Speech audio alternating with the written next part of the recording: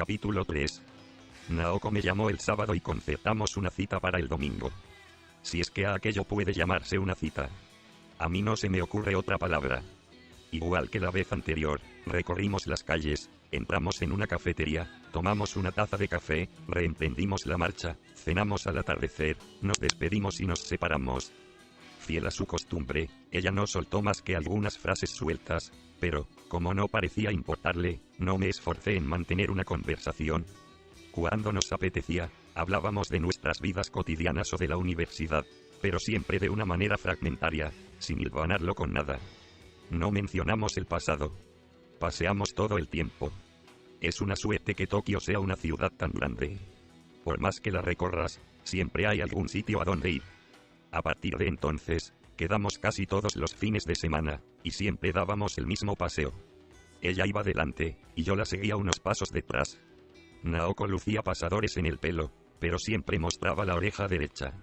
Puesto que siempre la veía de espaldas, esta es la imagen que hoy mejor recuerdo. Cuando se sentía avergonzada, jugueteaba con el pasador. Y se secaba las comisuras de los labios antes de decir algo. Mirándola hacer estos gestos, poco a poco empezó a gustarme. Estudiaba en una pequeña universidad femenina en las afueras de Musashino, conocida por la enseñanza del inglés. Cerca de su apartamento discurría un canal de riego de aguas cristalinas por donde solíamos pasear. Naoko me había invitado alguna vez a su apartamento y había cocinado para mí. No parecía sentirse incómoda estando a solas conmigo. Era una única estancia, sobria y desprovista de adornos. Si no fuera por las medias colgando en el rincón de la ventana, nadie hubiera dicho que allí vivía una chica. Llevaba una vida muy austera y sencilla, y apenas tenía amigos. Quien la conoció en el instituto no hubiera podido imaginarlo. Antes Naoko llevaba vestidos bonitos y siempre estaba rodeada de gente. Mirando su cuarto, me dio la impresión de que, al igual que yo, había querido alejarse de la ciudad y empezar una nueva vida en un lugar donde nadie la conociese. Elegí esta universidad porque nadie de la escuela pensaba venir aquí. Me dijo Naoko sonriendo. Todas nosotras íbamos a estudiar en universidades más elegantes. No puede decirse que la relación entre Naoko y yo no progresara. Poco a poco, ella fue acostumbrándose a mí, y yo a ella. Cuando finalizaron las vacaciones de verano y empezó el nuevo curso, automáticamente Naoko reemprendió sus paseos a mi lado, como si fuera lo más natural del mundo. Lo interpreté como la señal de que me aceptaba como amigo. Por mi parte, no puedo decir que me desagradara pasear con una chica tan guapa. Y seguimos deambulando por las calles de Tokio. Subiendo cuestas, cruzando ríos, atravesando las vías del tren. Caminamos sin rumbo, andando por andar, cual si fuera un rito para aliviar las ánimas en pena. Si llovía, paseábamos bajo el paraguas. Llegó el otoño y el suelo del patio de la residencia se cubrió con las hojas del olmo. Al ponerme el primer jersey, me llegó el olor de la nueva estación. Gasté un par de zapatos y me compré otros de ante. No logro recordar de qué charlábamos. Probablemente, de nada que valiera la pena. Seguimos sin mencionar el pasado. El nombre de Kizuki apenas salía en nuestras conversaciones. Hablábamos poco, pues entonces ya nos habíamos acostumbrado a estar sentados en una cafetería frente a frente en silencio. Dado que a Naoko le gustaba oír las historias de Tropa de Asalto, yo se las contaba a menudo. Tropa de Asalto tuvo una cita con una chica, una compañera de clase de geografía, cómo no, pero regresó al atardecer con aire abatido. Sucedió en junio.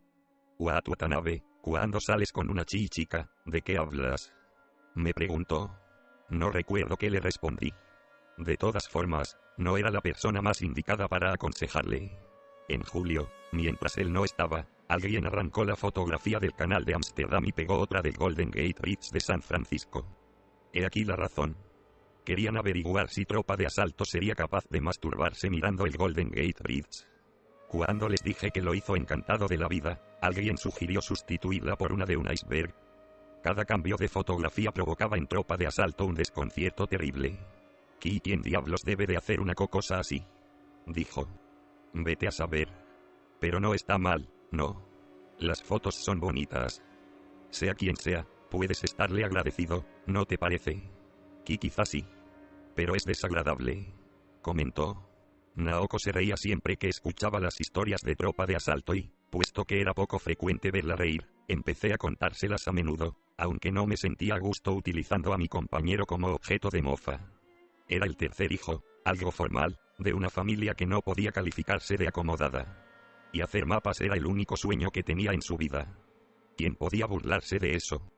Con todo, los chistes sobre tropa de asalto acabaron convirtiéndose en un tema de conversación indispensable en el dormitorio, y entonces, por mucho que hubiese intentado parar todo aquello, no hubiera podido. Ver a Naoko riéndose me hacía sentirme feliz. Así que seguí contándoles a todos sus historias. Naoko me preguntó una sola vez si me gustaba alguna chica. Le hablé de la novia que había dejado. Le conté que era una buena chica, que me gustaba hacer el amor con ella y que todavía la echaba de menos, pero que jamás me había calado hondo. Tal vez mi corazón esté recubierto por una coraza y sea imposible atravesarla. Le dije. Por eso no puedo querer a nadie. ¿No has estado nunca enamorado? No. Le respondí. No quiso saber nada más. Al final del otoño, cuando el gélido viento barría la ciudad, ella a veces se arrimaba a mi brazo.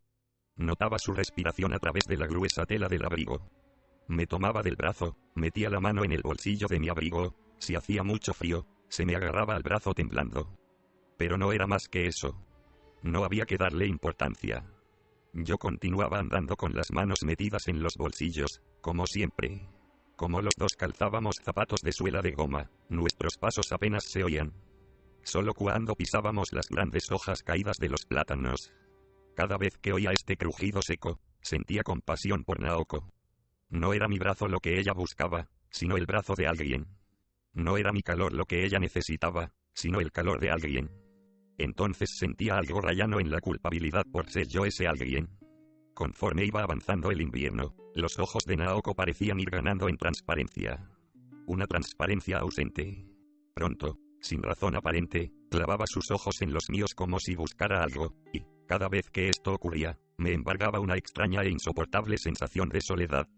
Me pregunté si trataba de decirme algo. Quizás era incapaz de expresarlo con palabras. No, antes de traducirlo al lenguaje hablado, tendría que haberlo comprendido ella misma. Por eso no hallaba las palabras.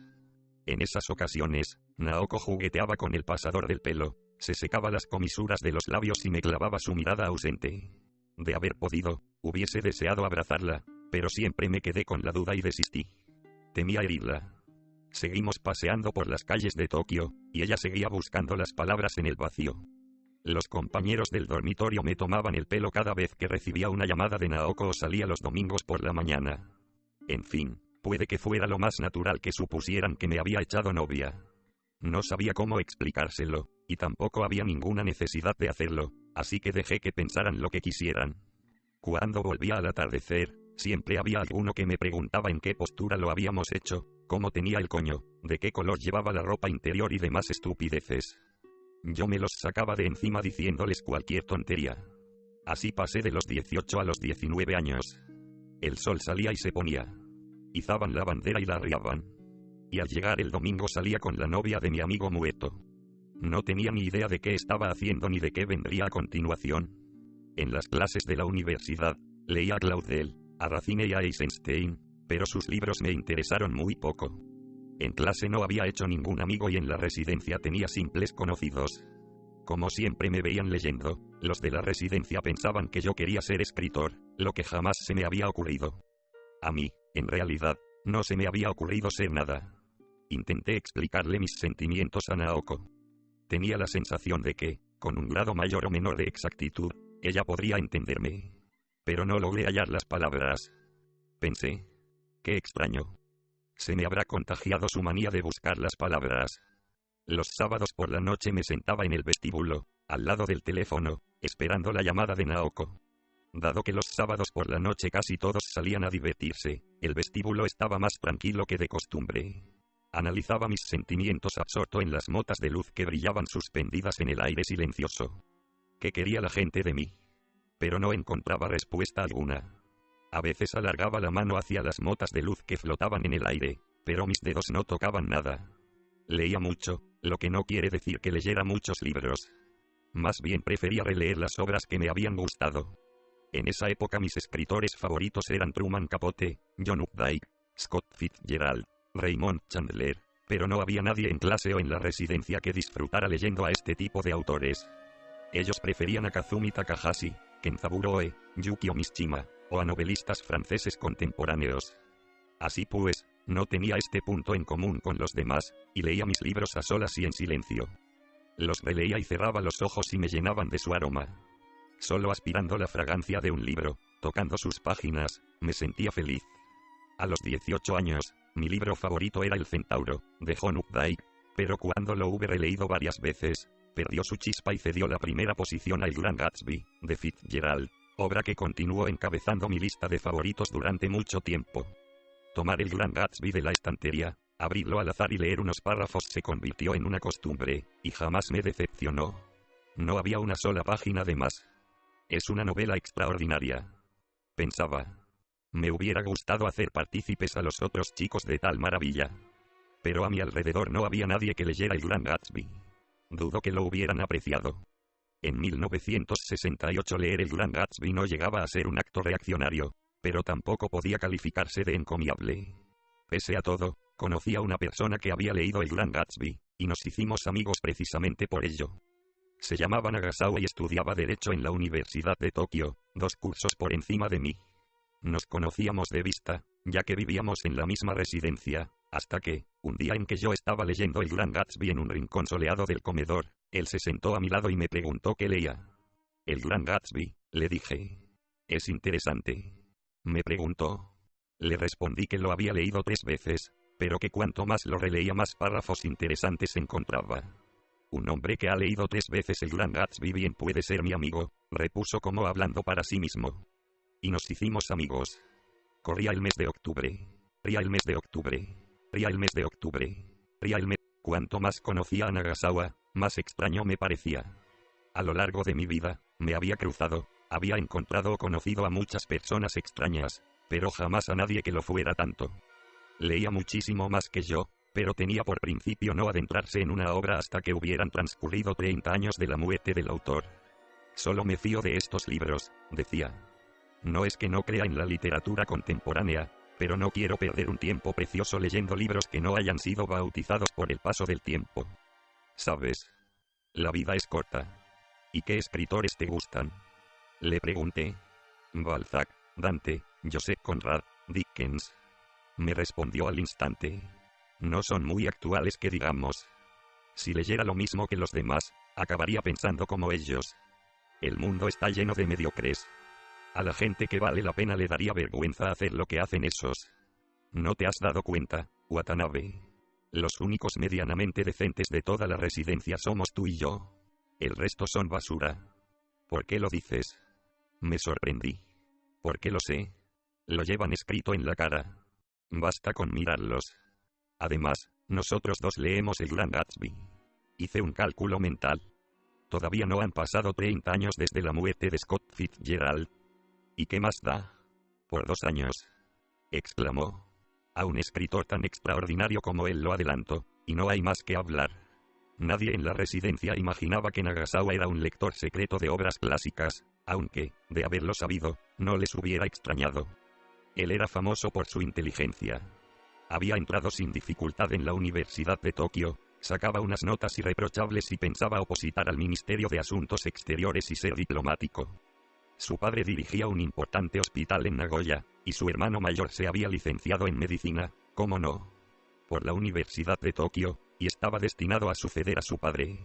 Tenía una familia impecable. Siempre llevaba la cartera forrada y era distinguido. Así que todo el mundo lo respetaba. Incluso el director de la residencia hacía con él una excepción y pensaba 2 veces lo que le decía. Si Nagasawa pedía algo, se le obedecía sin rechistar. No podía ser de otro modo. Tenía un don innato para hechizar a los demás y lograr que le hicieran caso. Poseía la capacidad de proclamarse líder, evaluaba rápidamente una situación, daba las indicaciones precisas y conseguía que lo obedecieran dócilmente. Sobre su cabeza flotaba un aura que revelaba su poder, como la corona de un ángel. Al verlo, la gente pensaba: este chico es un ser excepcional, y se sentían intimidados. El que me eligiera a mí como amigo, es decir, a alguien sin nada en especial, dejó a todos boquiabiertos. Incluso me cobraron respeto personas a las que apenas conocía. Se les pasaba por alto que la razón de que me hubiera elegido era muy simple. Nagasawa me prefería a mí porque no sentía por él ni admiración ni respeto. Cierto es que me interesaba su aspecto peculiar, su complejidad, pero sentía una indiferencia absoluta hacia sus notas sobresalientes y su aura. A él esto debía de extrañarle sobremanera. Nagasawa reunía polos opuestos. A veces era tan cariñoso que me conmovía. Otras, en cambio, rebosaba mala intención. Poseía un espíritu muy noble, no exento de vulgaridad. Mientras avanzaba a paso ligero guiando a los demás, su corazón se debatía en soledad en el fondo de un sombrío cenagal. Desde el principio, percibí estas contradicciones con toda claridad sin entender por qué la gente no las veía. Aquel chico vivía llevando a cuestas su particular infierno. En el fondo, creo que le tenía simpatía. Su principal virtud era la honestidad. No mentía jamás, siempre reconocía sus errores y sus faltas. Tampoco ocultaba lo que no le convenía. Conmigo siempre se mostraba amable. Y me ayudaba. De no ser por él, supongo que mi vida en la residencia hubiera sido mucho más complicada y desagradable. A pesar de ello, jamás le abrí mi corazón. En este sentido, nuestra relación era muy diferente de mi amistad con Kizuki. El día en que vi cómo Nagasawa, ebrio, molestaba a una chica, decidí que bajo ningún concepto confiaría en aquel individuo. En el dormitorio circulaban muchas leyendas sobre Nagasawa. Una, que en una ocasión se había comido 3 babosas. Otra, que tenía un pene enorme y se había acostado con 100 mujeres. La historia de las babosas era cierta. Al preguntárselo, me dijo: «Ah, sí. Es verdad. Me tragué 3 babosas enormes». «¿Y por qué lo hiciste?» «Por varias razones», comentó. «Esto ocurrió el año en que entré aquí. Había mal rollo entre los novatos y los veteranos. Era septiembre. Yo, en nombre de los novatos, fui a hablar con los veteranos, unos tíos de derechas con espadas de madera y todo. Vamos, que no estaban por la labor. Les dije: «Muy bien. Haré lo que sea. Pero espero que quede zanjado el asunto». Y ellos me respondieron: «Entonces trágate unas babosas». «De acuerdo», dije. «Me las tragaré». Por eso lo hice. Aquellos cerdos me trajeron 3 babosas enormes. ¿Y qué sentiste? ¿Qué sentí? Lo que siente uno al tragarse una babosa solo puede saberlo el que se ha tragado una. Sientes la babosa deslizándose por la garganta hacia el estómago. Es asqueroso. Repugnante. Está fría y te deja un regustillo en la boca que, al recordarlo, se me ponen los pelos de punta. Me daban arcadas, pero me aguanté. Si las hubiera vomitado hubiera tenido que tragármelas igualmente. Al final me tragué las 3. ¿Y qué hiciste después? Fui a mi habitación y me hinché de agua salada. ¿Qué otra cosa podía hacer? Sí, claro. Admití. Nadie más se metió conmigo. Ni siquiera los mayores. Porque yo era el único capaz de hacer una cosa así. Ya lo creo. Lo del tamaño del pene fue fácil de averiguar. Bastó con entrar juntos en el baño. En efecto, lo tenía bastante grande. En cambio, el asunto de las 100 mujeres era una exageración. «Serán unas 75», dijo él tras pensárselo unos instantes. «No me acuerdo bien, pero sin duda más de 70. Cuando le confesé que yo solo me había acostado con una, exclamó: «Pero si es lo más fácil del mundo. Un día de estos saldremos tú y yo. Y ya verás cómo te acuestas con una». No me lo creí, pero, viéndolo actuar, tuve que reconocer que tenía razón. Era tan fácil que casi carecía de interés. Entraba con él en algún bar de Shibuya o de Shinjuku, casi siempre en los mismos. Buscábamos a un par de chicas que nos gustaran. El mundo está lleno de pares de chicas. Hablábamos con ellas, bebíamos, íbamos a un hotel y nos acostábamos. Él era un buen conversador. Aunque no decía nada del otro mundo, las chicas caían rendidas ante sus palabras, quedaban atrapadas en la conversación, iban bebiendo sin darse cuenta, se emborrachaban y acababan acostándose con él. Y, encima, era guapo, amable, inteligente.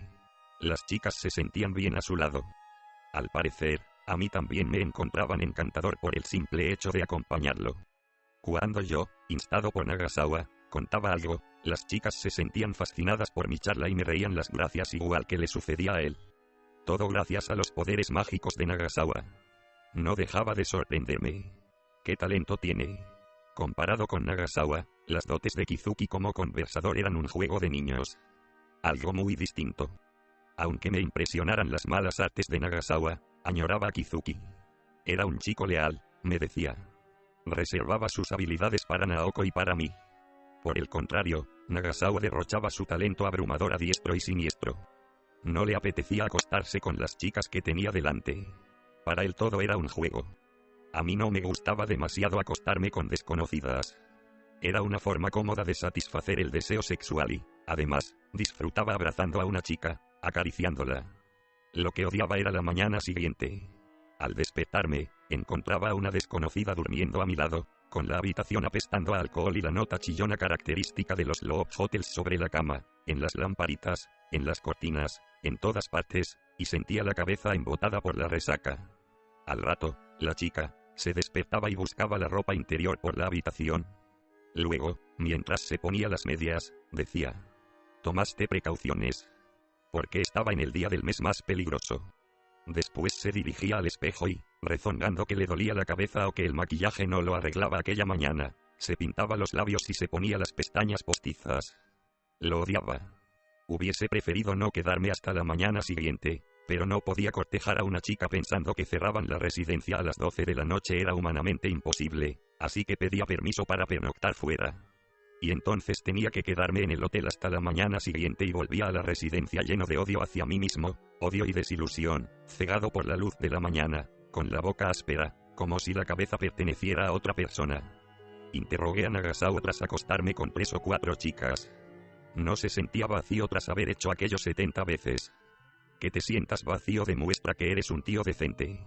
Esto es algo positivo, dijo. No ganas nada acostándote con desconocidas. Solo consigues cansarte y odiarte a ti mismo. A mí también me pasa. ¿Y por qué no dejas de hacerlo? Me cuesta explicarlo. Se parece a lo que Dostoyevsky escribió sobre el juego. Es decir, cuando a tu alrededor todo son oportunidades, es muy difícil pasar de largo sin aprovecharlas, ¿entiendes? Más o menos, afirmé. Se pone el sol. Las chicas salen, dan una vuelta, beben. Quieren algo, y yo puedo dárselo. Es algo tan sencillo como abrir el grifo y beber agua. Esto es lo que ellas esperan. Pues bien, las posibilidades están al alcance de mi mano. Debo dejarlas escapar.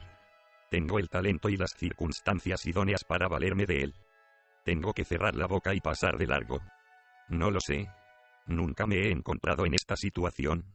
Ni siquiera puedo imaginármelo. Le dije riendo. Según cómo lo mires, es una suerte, repuso Nagasawa. Su afición a las mujeres había sido el motivo por el que Nagasawa, que pertenecía a una familia pudiente, había llegado a la residencia. El padre, temiendo que, si vivía solo, se pasara el día corriendo detrás de las faldas, le exigió que estuviera los 4 años en la residencia. A Nagasawa le daba igual porque allí vivía a su aire, haciendo caso omiso de las normas. Cuando le apetecía, sacaba un pase de pernoctación y salía a ligar o pasaba la noche en el apartamento de su novia. Conseguir ese permiso no era fácil, pero, por lo visto, Nagasawa tenía paso franco, y yo, si él lo pedía, también. También. Nagasawa tenía una novia formal desde el primer año de universidad. Se llamaba Hatsumi y tenía su misma edad. Yo la había visto algunas veces y me había parecido una chica muy agradable. No era una belleza, sino que su aspecto era más bien anodino. Al principio me extrañó que Nagasawa saliera con una chica tan poco vistosa, pero en cuanto crucé unas palabras con ella me gustó. Era tranquila, inteligente, considerada, tenía sentido del humor y vestía siempre con elegancia. A mí me encantaba Hatsumi y pensaba que, si tuviera una novia como ella, no iría acostándome con mujeres estúpidas. Yo a ella le caía bien, e insistía en presentarme a alguna chica más joven del club de estudiantes de su universidad para que saliéramos los 4, pero no quería repetir los errores del pasado y siempre me zafaba con alguna excusa. La universidad donde estudiaba Hatsumi era conocida por reunir a las hijas de las familias más ricas, con quienes no creía tener nada en común. Ella intuía que Nagasawa se acostaba con otras chicas, pero jamás se lo reprochó. Lo amaba con locura y no quería presionarlo lo más mínimo. No me merezco una mujer así, decía Nagasawa. Y yo estaba de acuerdo con él. En invierno encontré un trabajo de media jornada en una tienda de discos de Shinjuku. No pagaban demasiado, pero el trabajo era ameno y no me suponía un gran esfuerzo pasar 3 noches por semana en la tienda. Además, podía comprar discos con descuento. En Navidad le regalé a Naoko uno de Henry Mancini que incluía su adorada Dear Heart. Se lo envolví yo mismo y le puse una cinta roja. Naoko, Por su parte, me obsequió con unos guantes de lana que había tricotado para mí. El dedo gordo era un poco corto, pero, lo que es calentar, calentaban. Perdona. Soy muy torpe. Se disculpó sonrojándose. No importa. Me van perfectos. Le dije enseñándole los guantes puestos. Al menos no tendrás que meterte las manos en los bolsillos. Añadió. Naoko no volvió a Kobe durante las vacaciones. Yo tenía trabajo en la tienda hasta fin de año y también me quedé en Tokio. En Kobe no tenía ninguna perspectiva interesante ni a nadie a quien me apeteciera ver. El comedor cerraba en Año Nuevo, así que comí en el apartamento de Naoko. Cocinamos unos mochi y un zouni sencillo. Entre enero y febrero de 1969 pasaron bastantes cosas. A finales de enero, Tropa de Asalto cayó en cama con casi 40 grados de fiebre. Por esta razón tuve que anular una cita con Naoko. Había conseguido, con gran esfuerzo, 2 invitaciones para un concierto y le propuse a Naoko que me acompañara. A ella le hacía mucha ilusión porque la orquesta interpretaba la Cuarta Sinfonía de Brahms, su preferida.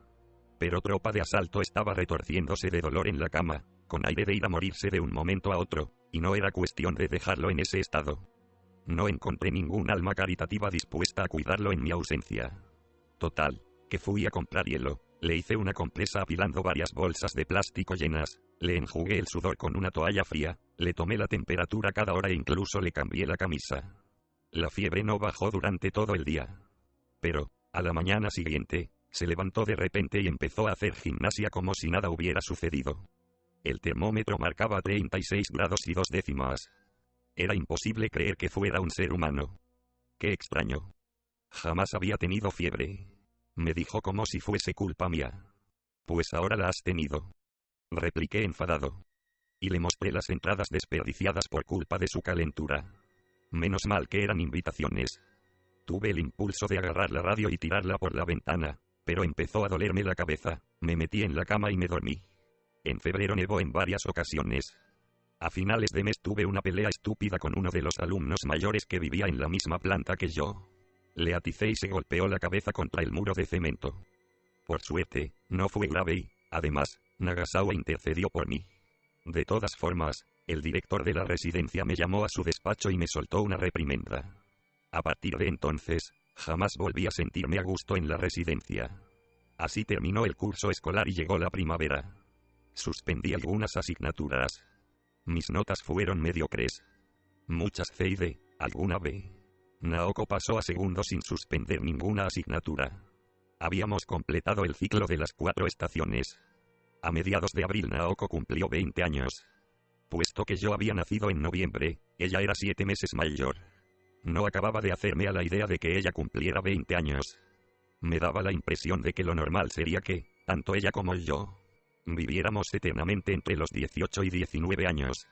Después de los 18, cumplir 19. Después de los 19, cumplir otra vez 18. Eso sí tendría sentido. Pero ella había cumplido 20 años. Y yo en otoño también los cumpliría. Solo un muerto podía quedarse en los 17 años para siempre. El día de su cumpleaños llovió. Después de las clases compré un pastel, subí al tren y me dirigí a su casa. Hoy cumples 20 años y hay que celebrarlo, le dije. A mí me hubiera gustado que ella hiciera lo mismo.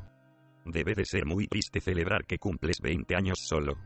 El tren estaba lleno y traqueteaba, de modo que cuando llegué a su casa el pastel parecía las ruinas del Coliseo romano. Con todo, tras poner las 20 velitas que tenía preparadas, encenderlas, correr las cortinas y apagar la luz, aquello pareció un cumpleaños. Naoko abrió una botella de vino. Bebimos, comimos pastel, tomamos una cena sencilla. No sé por qué, pero me parece estúpido cumplir 20 años. Dijo Naoko. No estoy preparada. Me siento rarísima. Parece que alguien esté empujándome por detrás. Yo aún tengo 7 meses para ir haciéndome a la idea. Me reí. ¡Qué suerte! Todavía tienes 19 años. Naoko sintió envidia. Durante la comida le conté que Tropa de Asalto se había comprado un jersey nuevo. Antes solo tenía uno, el azul marino del uniforme del instituto. El nuevo era rojo y negro, muy bonito, con un motivo de ciervos. El jersey era precioso, pero cuando Tropa de Asalto lo llevaba puesto, despertaba la hilaridad general. Él no podía entender de qué se reían. Watanabe, ¿qué te tengo de raro? Me preguntó sentándose a mi lado en el comedor. Llevo algo pegado en la cara. Ni llevas nada pegado, ni pasa nada raro. Intenté mantener la compostura. Por cierto, bonito jersey. Gracias. Sonrió muy contento. A Naoko le divirtió esta historia. Quiero conocerlo. Aunque sea una vez. No puede ser. Seguro que te partirías de risa. Dije. ¿Tú crees? Apostaría por ello. Incluso a mí, que vivo con él todos los días, a veces me cuesta aguantarme. Después de comer, recogimos los platos de la mesa y nos sentamos en el suelo para escuchar música mientras bebíamos el resto del vino. En el tiempo de tomarme una copa, ella se bebió 2. Aquel día Naoko habló mucho, algo poco frecuente en ella. Me habló de su infancia, de su escuela, de su familia. Cada relato era largo y detallado como una miniatura. Escuchándola, me quedé admirado de su portentosa memoria. De pronto, empezó a llamarme la atención algo en su manera de hablar. Algo extraño, poco natural, forzado. Cada uno de los episodios era, en sí mismo, creíble y lógico, pero me sorprendió la manera de ligarlos. En un momento determinado, la historia A derivaba hacia la historia B, que ya estaba contenida en la historia A. Poco después, pasaba de la historia B a la historia C, implícita en la anterior, y así de manera indefinida. Sin un final previsible. Al principio asentía, pero pronto dejé de hacerlo. Puse un disco y, cuando este acabó, levanté la aguja y pinché otro. Cuando los hube escuchado todos, volví a empezar por el primero. Naoko solo tenía 6 discos, el primero del ciclo era Sgt. Pepper's Lonely Hearts Club Band, y el último, Ballad for the Pie, de Bill Evans. Al otro lado de la ventana seguía lloviendo. El tiempo discurría despacio, y Naoko continuaba hablando sola. Aquella extraña forma de contar las cosas se debía a que al hablar sorteaba ciertos puntos. Uno, por supuesto, era Kizuki, pero no era el único. Relataba con extrema minuciosidad algo intrascendente al tiempo que eludía otros temas. No obstante, por primera vez la veía charlar con entusiasmo. Dejé que se expresara. Cuando dieron las 11 empecé a sentirme intranquilo. Naoko llevaba ya más de 4 horas hablando sin parar. Además, me preocupaban el último tren y la hora de cierre de la residencia. Esperé el momento adecuado para interrumpirla. Tendría que irme ya. Voy a perder el último tren. Consulté el reloj. Al parecer, mis palabras no llegaron a sus oídos. O, si llegaron, no las entendió. Enmudeció unos instantes y luego siguió hablando. Me conformé, volví a sentarme y bebí el vino que quedaba en la segunda botella. Así las cosas, lo mejor sería dejarla hablar cuanto quisiera. Y decidí olvidarme del último tren, de la hora de cierre del portal y de todo lo demás. Pero Naoko no siguió hablando mucho tiempo. Antes de que me hubiera dado cuenta, se detuvo. La última sílaba quedó suspendida en el aire, como desgajada. Para ser precisos, no dejó de hablar. Sus palabras se habían esfumado de repente. Intentó continuar, pero ya no quedaba nada. Algo se había perdido. O quizás era yo quien lo había echado a perder. Tal vez mis palabras habían llegado finalmente a sus oídos, al fin las había comprendido y había perdido las ganas de seguir charlando. Me clavó una mirada perdida con la boca entreabierta. Parecía una máquina que hubiese dejado de funcionar al desenchufarla. Sus ojos estaban cubiertos por un velo opaco. Me sabe mal haberte interrumpido. Le dije. Pero es tarde. Las lágrimas afloraron a sus ojos, resbalaron por sus mejillas, cayeron en grandes goterones sobre la funda del disco. En cuanto vertió la primera lágrima, el llanto fue imparable. Lloraba encorvada hacia adelante, con las manos apoyadas en el suelo, como si estuviera vomitando. Era la primera vez que veía a alguien sollozar con tanta desesperación. Alargué la mano, la posé en su hombro.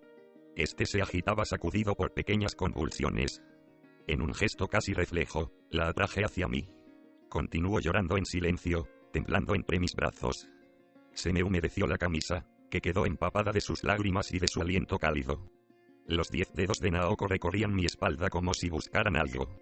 Mientras sostenía su cuerpo con la mano izquierda, le acariciaba el pelo liso y suave con la derecha. Me mantuve en esta posición mucho rato esperando a que su llanto cesara. Pero ella no dejó de llorar. Ella no dejó de llorar. Ella no dejó de llorar. Ella no... Aquella noche me acosté con Naoko. No sé si fue lo correcto. Ni siquiera hoy, 20 años después, podría decirlo. Tal vez jamás lo sepa. Pero entonces era lo único que podía hacer. Ella estaba en un terrible estado de nerviosismo y confusión. Deseaba que yo la tranquilizase. Apagué la luz de la habitación, la desnudé despacio, con ternura. Luego me quité la ropa. La abracé. Aquella noche de lluvia tibia no sentimos el frío. En la oscuridad, exploramos nuestros cuerpos sin palabras. La besé, envolví con suavidad sus senos con mis manos. Naoko asió mi pene erecto. Su vagina, húmeda y cálida, me esperaba. Sin embargo, cuando la penetré sintió mucho dolor. Le pregunté si era la primera vez, y ella asintió. Me quedé desconcertado. Creía que ella y Kizuki se acostaban. Introduje el pene hasta lo más hondo, lo dejé inmóvil y la abracé durante mucho tiempo. Cuando vi que se tranquilizaba, empecé a moverlo despacio y, mucho después, eyaculé. Al rato, Naoko me abrazó muy fuerte y gritó. Era el orgasmo más triste que había oído nunca. Cuando todo hubo terminado, le pregunté por qué no se había acostado con Kizuki. No debí preguntarlo. Naoko apartó los brazos de mi cuerpo y volvió a llorar en silencio. Saqué el futón del armario empotrado y la acosté. Luego me fumé un cigarrillo mientras contemplaba la lluvia de abril que caía al otro lado de la ventana. A la mañana siguiente había escampado. Naoko dormía dándome la espalda. O quizá no había dormido en toda la noche. Despierta o dormida, sus labios habían perdido todas las palabras, su cuerpo estaba tan rígido que parecía congelado. Le dirigí varias veces la palabra, pero no obtuve respuesta. No se movió siquiera. Me quedé mucho tiempo con la vista clavada en su hombro desnudo. Al final, desistí y me incorporé en la cama. En el suelo quedaban los restos de la noche anterior. Fundas de disco, copas, botellas de vino, un cenicero. Sobre la mesa, medio pastel de cumpleaños hecho migas. Como si el tiempo se hubiese detenido de repente. Recogí las cosas esparcidas por el suelo y bebí 2 vasos de agua del grifo. Encima del pupitre yacía un diccionario y una tabla de verbos franceses. De la pared encima del pupitre colgaba un calendario. Solo cifras, sin fotografías ni dibujo alguno. El calendario estaba inmaculado. Ni una nota, nada. Recogí mi ropa del suelo y me vestí. La pechera de la camisa todavía estaba húmeda y fría. Acerqué el rostro. Olía a Naoko. En el blog de encima del pupitre escribí. Cuando te tranquilices, me gustaría hablar contigo con calma. Llámame pronto. Feliz cumpleaños. Contemplé una vez más el hombro de Naoko, salí de la habitación y cerré la puerta con cuidado. Una semana después aún no me había llamado. En casa de Naoko no se podía dejar ningún recado en el contestador, así que el domingo por la mañana me acerqué a Kokubunji. Ella no estaba y la placa con su nombre había sido arrancada de la puerta. Las ventanas y contraventanas estaban cerradas. Al preguntar por ella al portero, me dijo que se había mudado 3 días antes. Y que no sabía a dónde. Volví a la residencia y le escribí una larga carta a su casa de Kobe. Pensé que, estuviera donde estuviese, sus padres se la remitirían. Le expresé mis sentimientos. Hay muchas cosas que no entiendo todavía, pero estoy tratando de comprenderlas. Necesito tiempo. No tengo la más remota idea de dónde estaré llegado ese momento. Por eso no puedo decirte palabras bonitas prometiéndote o pidiéndote nada. Todavía nos conocemos poco. Pero, si me das tiempo, haré lo imposible para que podamos conocernos mejor. Quiero volver a verte y hablar contigo. Cuando perdí a Kizuki, perdí a la única persona con quien podía sincerarme. Supongo que a ti te sucedió lo mismo. Es probable que tú y yo nos necesitemos más el uno al otro de lo que suponíamos. Y que, debido a esto, nuestra relación haya dado un rodeo, que, en cierto sentido, se haya torcido. Quizá no tendría que haber hecho lo que hice. Pero no podía actuar de otro modo. Y la intimidad y el cariño que sentí hacia ti en aquel momento no los había experimentado nunca antes.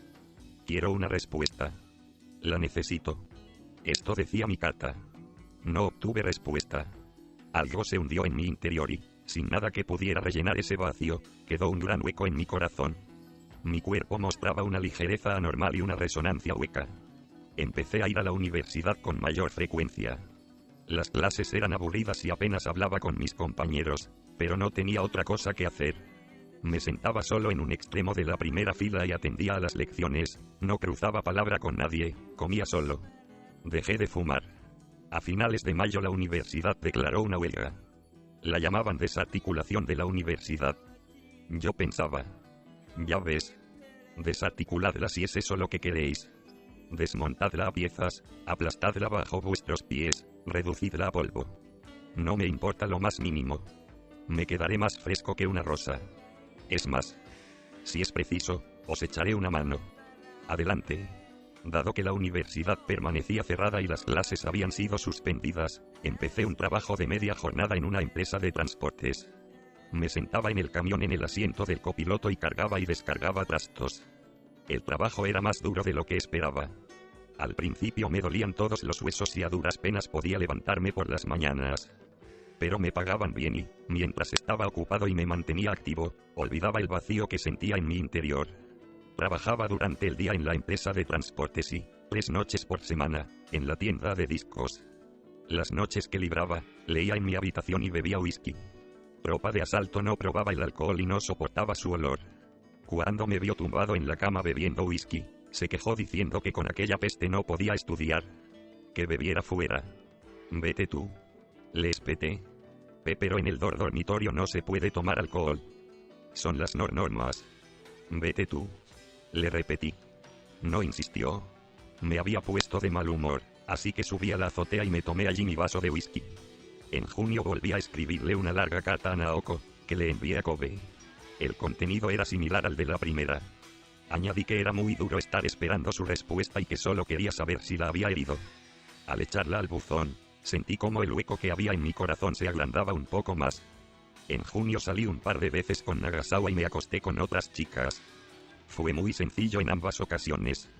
Una de las 2 chicas, ya en la cama del hotel, cuando me disponía a desnudarla, ofreció una resistencia salvaje, pero cuando, harto del asunto, me puse a leer un libro en la cama, pegó inmediatamente su cuerpo contra el mío.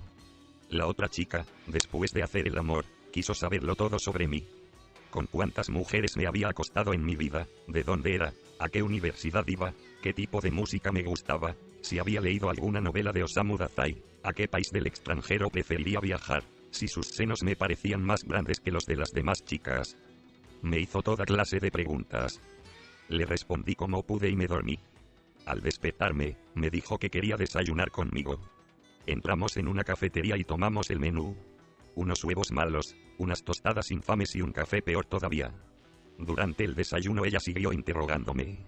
¿En qué trabajaba mi padre? Si había sacado buenas notas en el instituto, en qué mes había nacido, si había comido ranas alguna vez, etc. Empezó a dolerme la cabeza, así que, después del desayuno, le dije que tenía que irme a trabajar. ¿Volveremos a vernos?, preguntó con semblante triste. Seguro que nos encontramos por ahí cualquier día. Le respondí, y me fui. ¿Qué coño estás haciendo?, me dije asqueado al quedarme solo. No tendría que actuar de ese modo. Pero no podía evitarlo. Mi cuerpo tenía un hambre y una sed terribles y necesitaba acostarme con chicas. Cuando estaba con ellas pensaba todo el tiempo en Naoko. En la blancura de su cuerpo emergiendo en la oscuridad, en sus suspiros, en el ruido de la lluvia. Y cuanto más pensaba en ella, más hambriento, más sediento me sentía. En la azotea, bebiendo whisky, pensaba. ¿A dónde quieres llegar?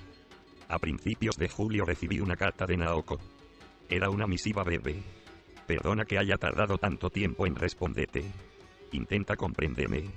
Me ha resultado muy difícil. He escrito y reescrito esta carta cientos de veces, pero me cuesta mucho. Empiezo por las conclusiones. Por ahora he dejado mis estudios. Aunque diga por ahora es probable que no vuelva nunca más a la universidad.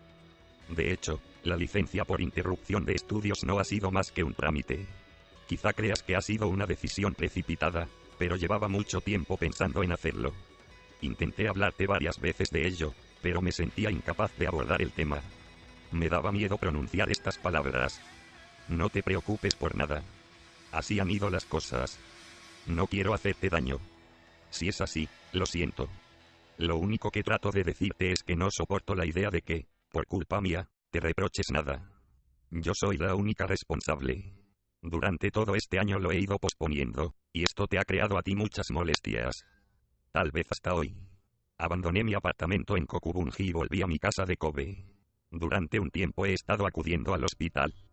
El médico dice que en las montañas de Kioto hay un sanatorio que me conviene, y estoy pensando en ingresar allí. No es un hospital en el sentido estricto de la palabra. Es una especie de institución muy abierta. Ya te lo contaré con más detalle en otra ocasión. Todavía no puedo escribir bien. Ahora lo que necesito es calmar mis nervios en un lugar tranquilo, alejado del mundo. A mi manera, te agradezco que hayas estado a mi lado durante este último año. Créeme, no eres tú quien me has herido. He sido yo misma. Esto lo tengo muy claro. Aún no estoy preparada para verte. No es que no quiera, es que no me veo con ánimos.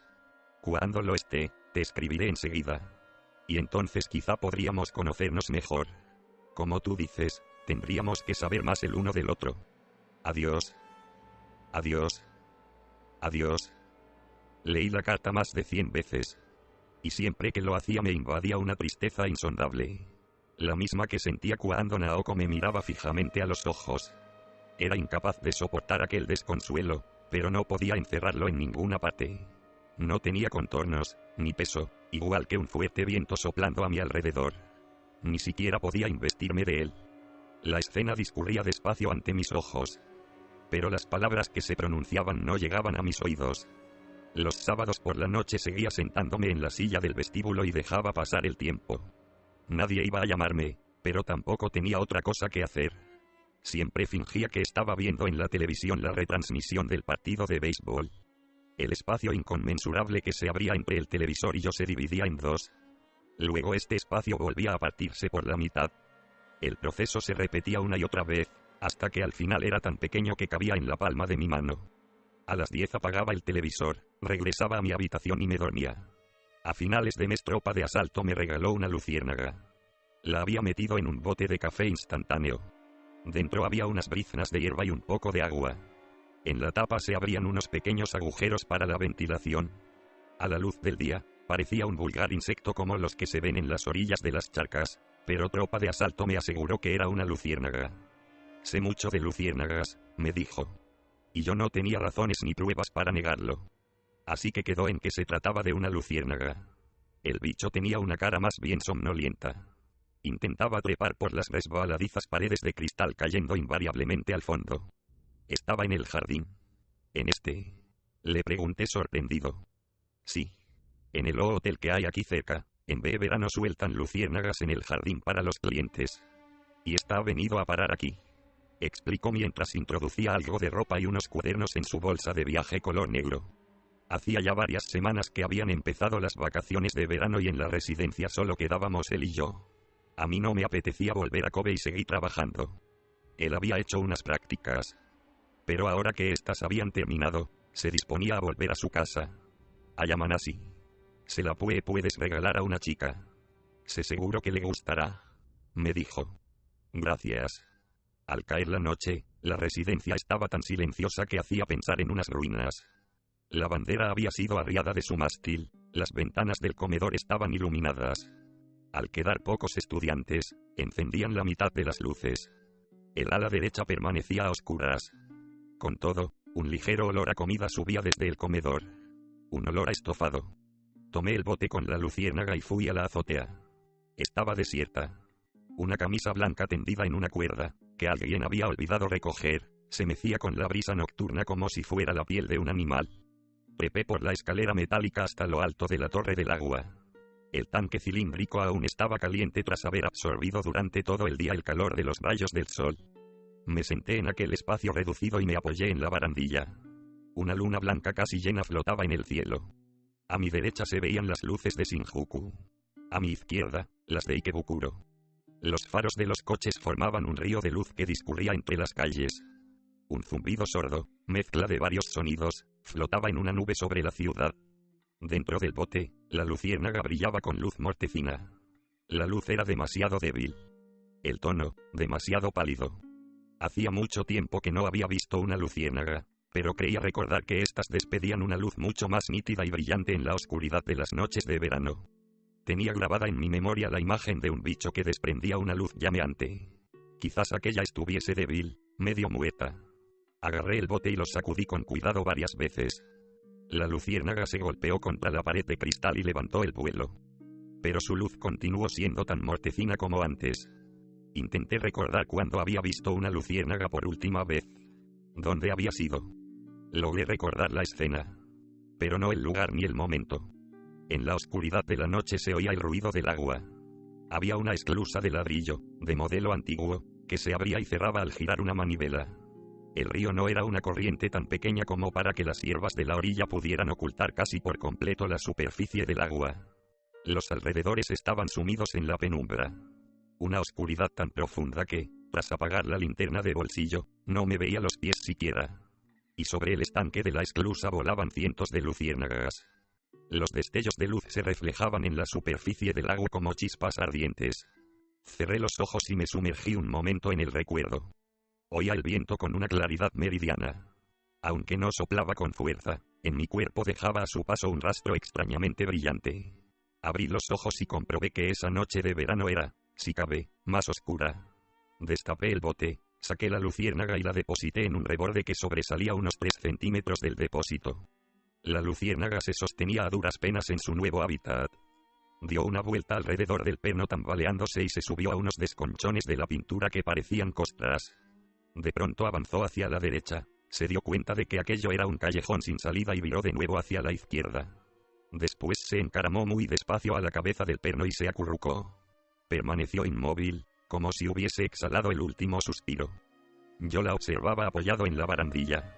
Durante mucho rato, ni la luciérnaga ni yo hicimos el menor movimiento.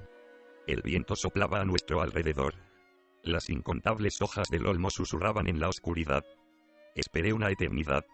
Fue mucho después cuando la luciérnaga levantó el vuelo.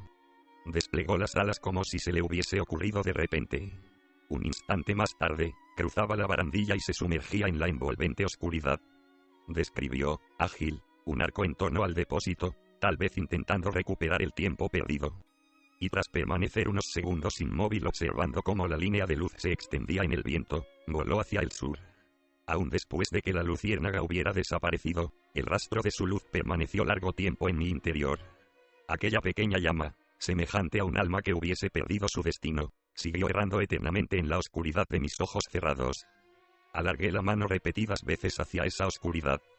Pero no pude tocarla. La tenue luz quedaba más allá de las yemas de mis dedos. Yemas de mis dedos. Yemas de